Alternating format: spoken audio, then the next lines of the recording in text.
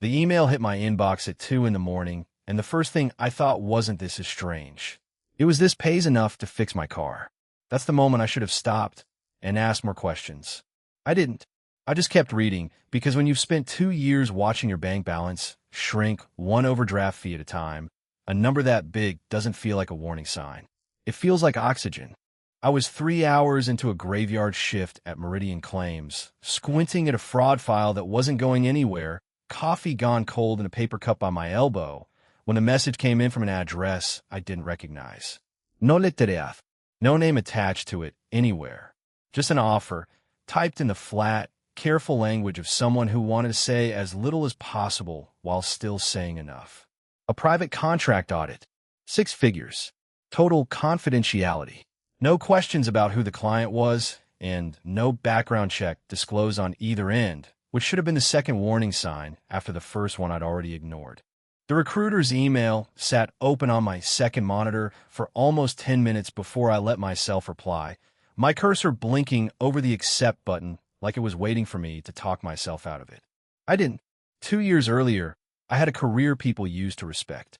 I was the one who caught the embezzlement running through my own family's company, Ashford Marine Logistics, the kind of quiet, patient fraud that takes a forensic mind trained to notice when numbers are lying to you politely instead of loudly. I reported it because that was the only thing I knew how to do with the truth once I had it. My reward wasn't gratitude. It was a lawsuit dressed up as an NDA violation, a blacklist that spread through the shipping industry faster than any actual evidence ever could have, and a new professional identity as the woman nobody with a reputation left to protect would touch.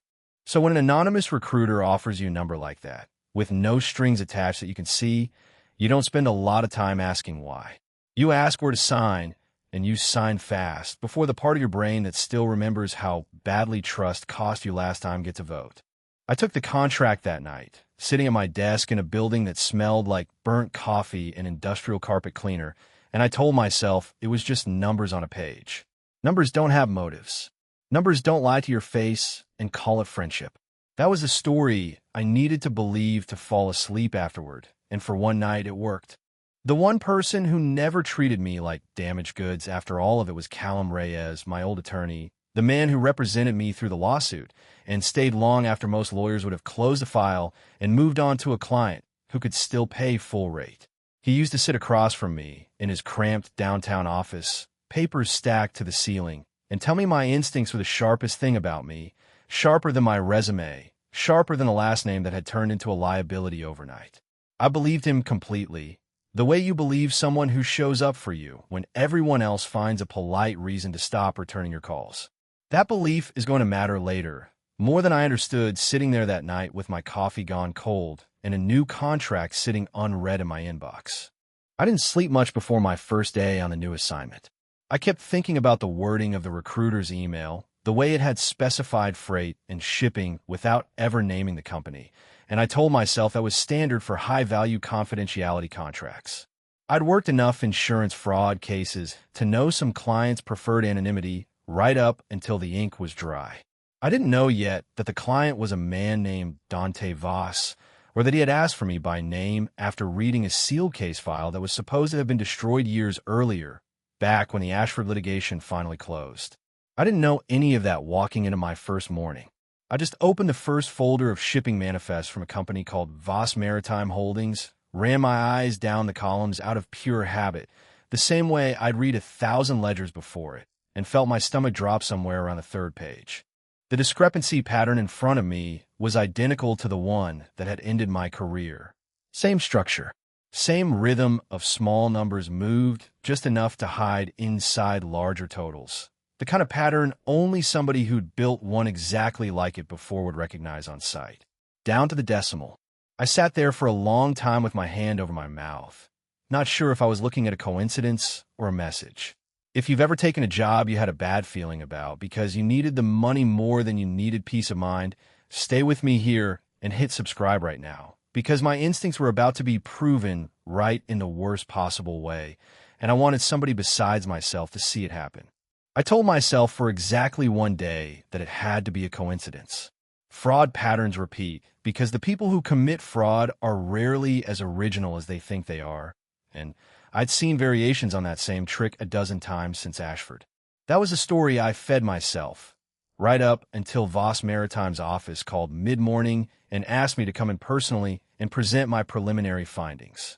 Contract auditors don't usually get summoned in person, not this early, not before a full report is even drafted. I noticed. I went anyway, because curiosity has always been louder in me than caution, and because some small, stubborn part of me wanted to see the face behind the anonymous email that had pulled me out of the graveyard shift. Dante Voss's office sat on the top floor of a building that smelled like fresh paint and old money, the kind of quiet expensive that doesn't announce itself with logos. He didn't stand when I walked in, which I read as arrogance for the first few seconds, until I understood it was something closer to stillness, a habit of a man who had learned a long time ago not to waste motion on people he hadn't decided to trust yet. He asked about my findings before he asked anything about me, which I appreciated right up until he referenced my prior work in freight reconciliation with a level of specificity no client of a first-time contract should have had access to. I remember the exact phrase he used, and I remember how carefully he said it, like he was testing how much of my own history I still recognized. I left that meeting rattled, not because he was attractive, though he was, in a way that felt almost incidental to him, like it was a fact about the room rather than something he was performing for anyone in it. I was rattled because for the first time in 2 years, someone looked at me like my mind was the most useful thing in the building, and that terrified me more than any actual threat could have because I had spent 2 years training myself not to want that feeling again. That night, Callum called to check in on the new contract the way he always did after I started something big. I told him everything the way I always did, which client, which lanes I'd been assigned, how far along I already was.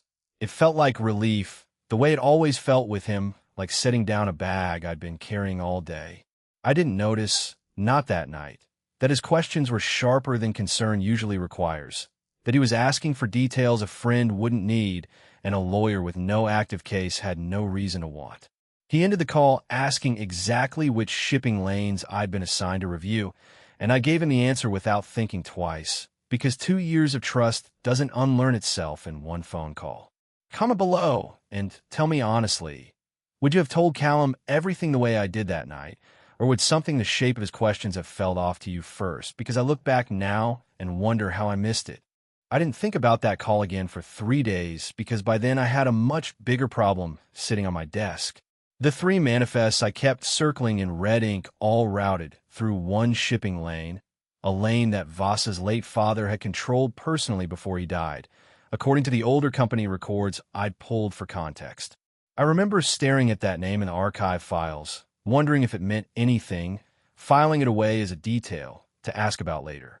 Before I could even finish drafting my report, my paycheck from Meridian bounced with no explanation.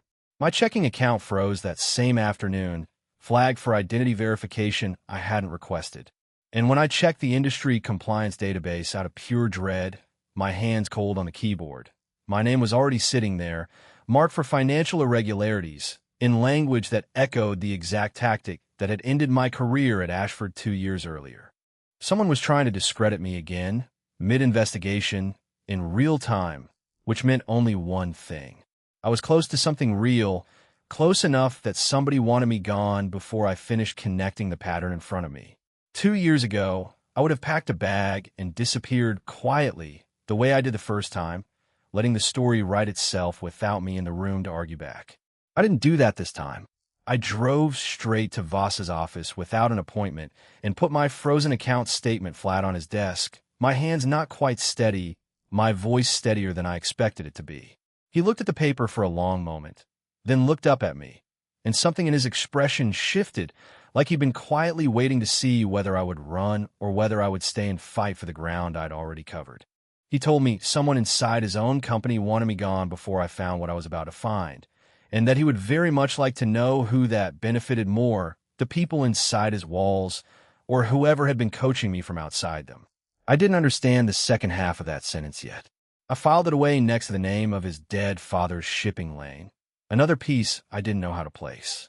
If you're rooting for Ren to walk into that office and demand answers instead of running the way she used to, hit like on this video right now because she was done running, and I needed to hear that in my own voice before I believed it myself. Voss moved my review into a secured office on site the very next morning, officially for data integrity. Unofficially, I would come to understand later, for reasons that had very little to do with spreadsheets at all. The office itself was smaller than I expected, tucked between record storage and a break room that always smelled faintly of burnt popcorn. Nothing like the polished top floor where we'd first met. I liked that about it. It felt like a place built for work instead of a place built to impress anyone walking through.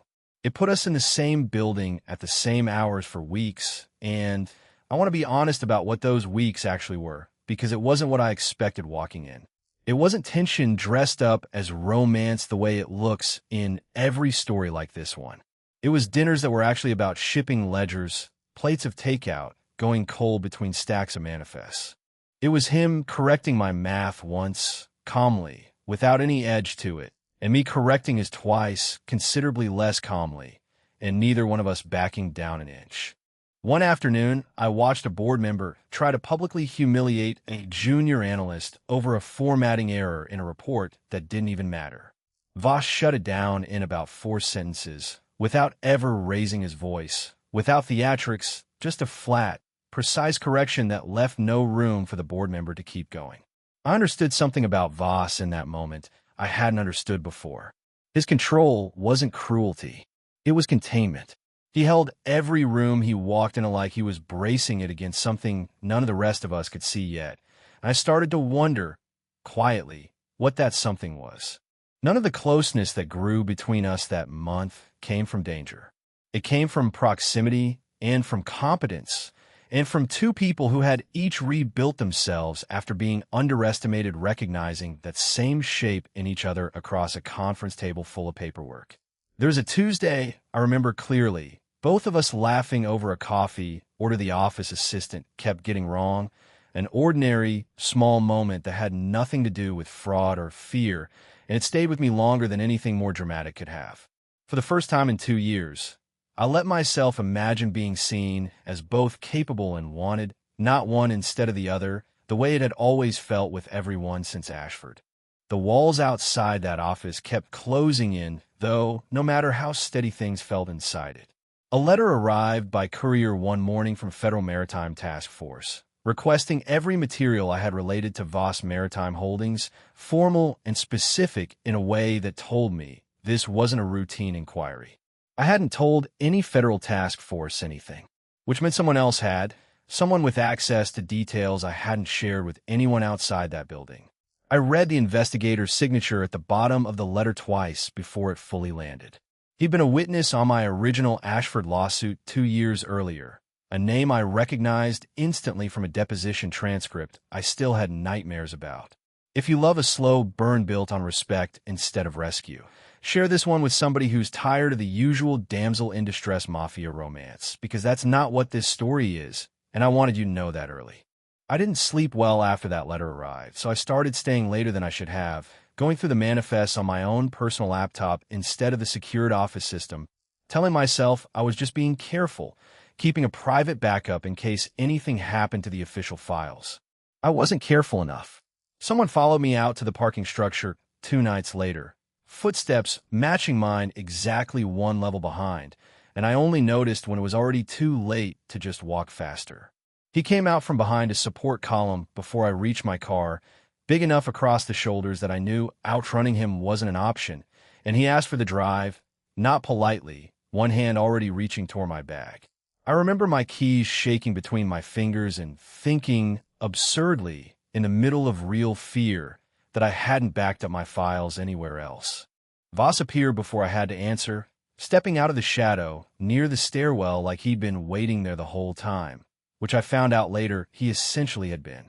He'd had someone quietly watching my movements since the day my account froze, a fact my first instinct read as controlling rather than protective, and I told him so, loudly, once the adrenaline let me speak again. In the moment itself, though, I just watched him handle a man twice his size with a calm, precise efficiency that had absolutely nothing to do with running a shipping company on paper. Afterward, still shaking, my back against my own car door, I asked him outright what he actually was. He gave me a partial truth, standing close enough that I could hear him steady his own breathing before he spoke. He said his company had enemies who profited from making it look dirty, and that he needed someone with my exact skill, someone with no ties to anyone who could be bought off or threatened into silence. It wasn't everything. I could feel the gaps in it even as he said it. But it was the first real thing he'd handed me since the day we met, and I could feel the difference between that and a lie. He just told me half the truth to protect me from the other half, and you should stay with me here because what he wasn't saying yet was about to matter a lot more than what he was. I asked him, once my hands had finally stopped shaking, who benefited from making Voss Maritime look dirty in the first place. He went quiet in a way that told me he already suspected an answer he didn't want to say out loud yet. I didn't understand that particular silence. Not then. I would, soon enough, and I would wish I hadn't had to. I didn't go home that night. Voss walked me up to a guest floor 2 levels above his office, a suite I hadn't known existed until that moment, and told me flatly that I wasn't driving anywhere alone until we knew who had sent that man. I argued for exactly as long as it took me to realize my legs were still shaking too hard to argue properly. I sat on the edge of an unfamiliar bed with my knees pulled up, replaying the parking structure over and over, and somewhere around 4 in the morning Voss knocked once, set a mug of tea on the table without a word, and left again before I could even thank him. It was such a small thing. It stayed with me longer than the fear did. The days that followed felt strange in a way I hadn't expected, ordinary and dangerous at the same time, folded together so tightly I couldn't always tell which hour I was living in. Mornings were spreadsheets and coffee and Voss reading over my shoulder, close enough that I could hear him breathing, careful enough that he never once let it become more than that without my say. Evenings were quieter, longer, both of us too aware of the building emptying out around us floor by floor until it was just the two of us and a security guard downstairs who nodded at me by name now instead of checking my badge. I started to notice small things about him that had nothing to do with danger at all. The way he always finished his coffee before it went cold, like he'd trained himself out of wasting anything. The terrible, dry sense of humor he only let out once he was sure a room was safe. The task force moved fast after that parking structure. They formally named me a person of interest within the week, citing material knowledge withheld, and subpoenaed my financial records, which would also expose my contract with Voss and blow apart the exact investigation I was trying to finish quietly. I sat with that subpoena on my kitchen table for a long time before I understood the real question buried underneath it. Whoever had fed my name to that task force, this precisely had to have had access to my original Ashford case file, the sealed one. Not many people in the world had that access. Voss and I spent 2 nights cross-referencing every signature on the falsified manifest against everyone with access to both companies' records over the last 3 years, a tedious, grinding process that left my eyes burning and my coffee cup permanently empty. The list narrowed slowly, name by name, until it left exactly one that neither of us wanted to see sitting there at the top. Callum. I said it couldn't be right before Voss even finished reading the name out loud. Callum was the one person who stayed. I had built my entire recovery brick by brick on the fact that somebody believed in me when nobody else did, and that somebody was him. Voss didn't argue with me. He didn't try to manage my feelings or smooth the moment over with something comforting and untrue. He just sat beside me at 2 in the morning, sleeves pushed up, and kept working the problem alongside me, which somehow did more to earn my trust in that hour than any grand gesture could have. Comment Callum below if you saw this coming back at the very beginning of the story, and comment no way if you're still hoping there's another explanation, because I was hoping too, right up until I couldn't anymore. The proof came the next afternoon. A forwarded email pulled from Callum's account by Voss's people, sent to an address neither of us recognized, dated the exact same week my Ashford lawsuit was originally filed 2 years earlier. I stared at the timestamp until the numbers blurred. Voss's people traced the address within hours, faster than I expected, and it belonged to a rival syndicate that had spent 3 years quietly trying to destabilize Voss Maritime enough to absorb its shipping lanes for themselves. And Callum hadn't just been careless with information along the way. He had built the original embezzlement frame himself, on their payroll, specifically designed to leave me blacklisted, financially desperate, and dependent on exactly one person for 2 full years. Him. So that when the right opportunity eventually came, auditing Voss's company from the inside as an anonymous contract hire, I would be recruitable, isolated, and trusting the one man who had engineered my entire ruin in the first place. Every check-in call, every reassurance whispered down a phone line at midnight. All of it had been intelligence gathering dressed up as friendship, not friendship itself. I sat with that for longer than I want to admit, grieving something that had never actually existed the way I believed it had. Then the grief turned into something colder and far more useful. I told Voss I wasn't going to be protected from the confrontation that was coming. I was going to be part of ending it myself.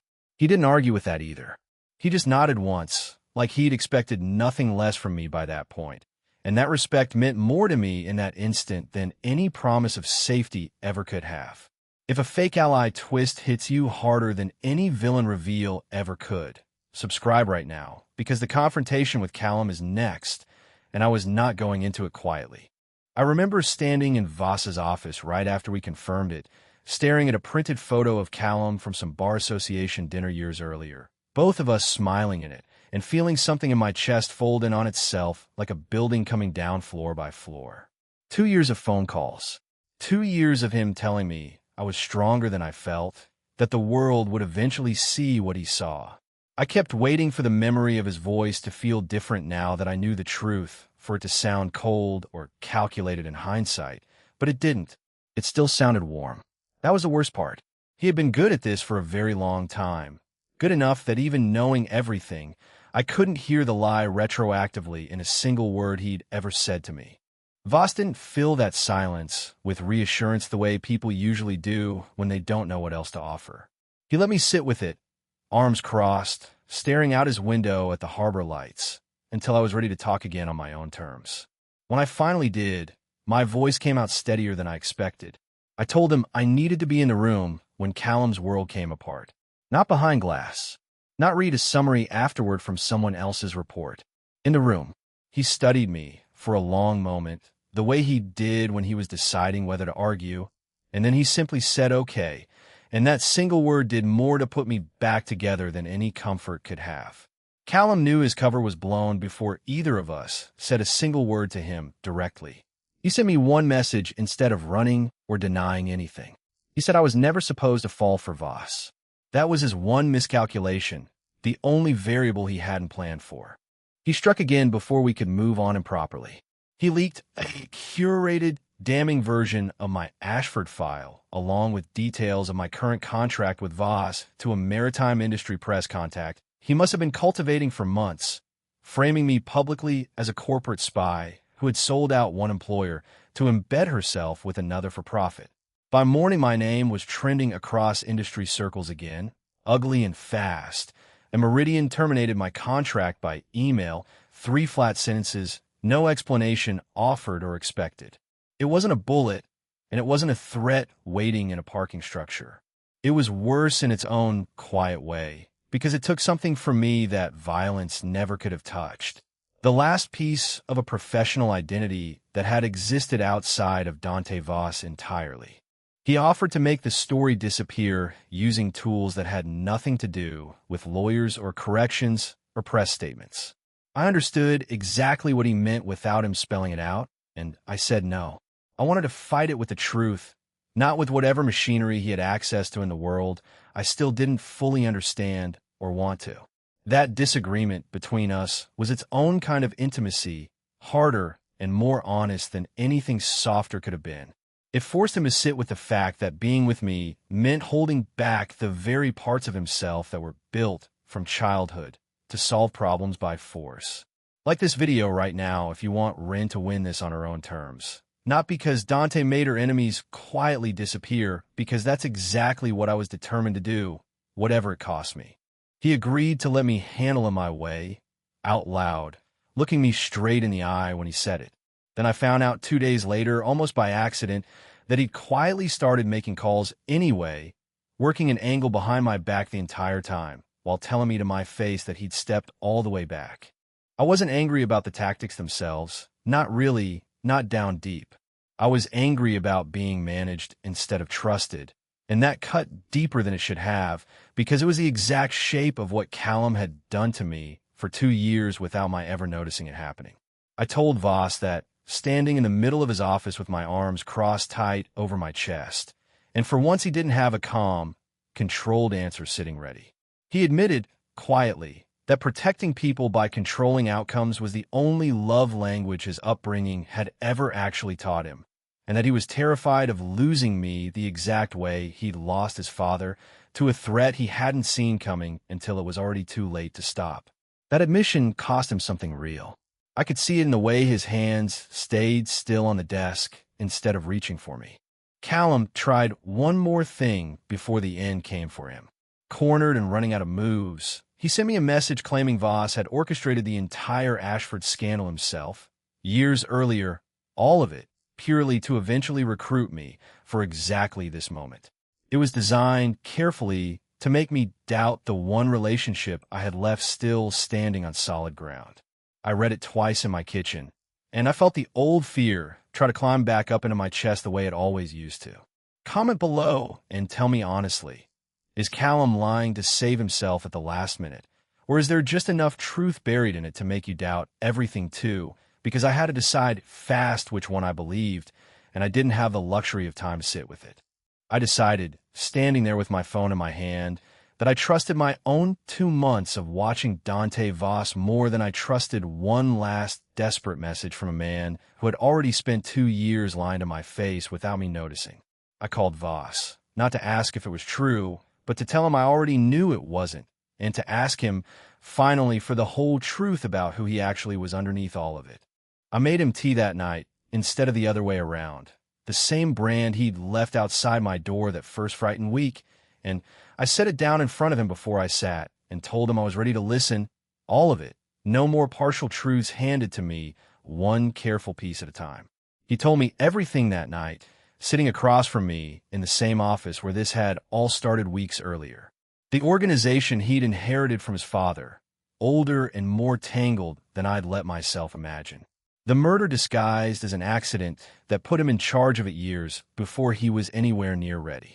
The years he'd spent quietly dismantling the most dangerous parts of it piece by piece, trying to keep everyone still under his protection alive in the process, even when it cost him sleep, relationships, and pieces of himself he didn't talk about easily.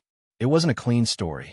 It wasn't the story I would have chosen for myself 2 years earlier, sitting in my old office at Ashford believing the world mostly made sense. He told me about the funeral he barely remembered attending, 17 years old in a suit that didn't fit, men in dark coats shaking his hand and calling him sir for the first time in his life. He told me about the nights early on when he genuinely didn't know if he'd survive making the choices he was making, let alone whether they were the right ones. None of it excused anything.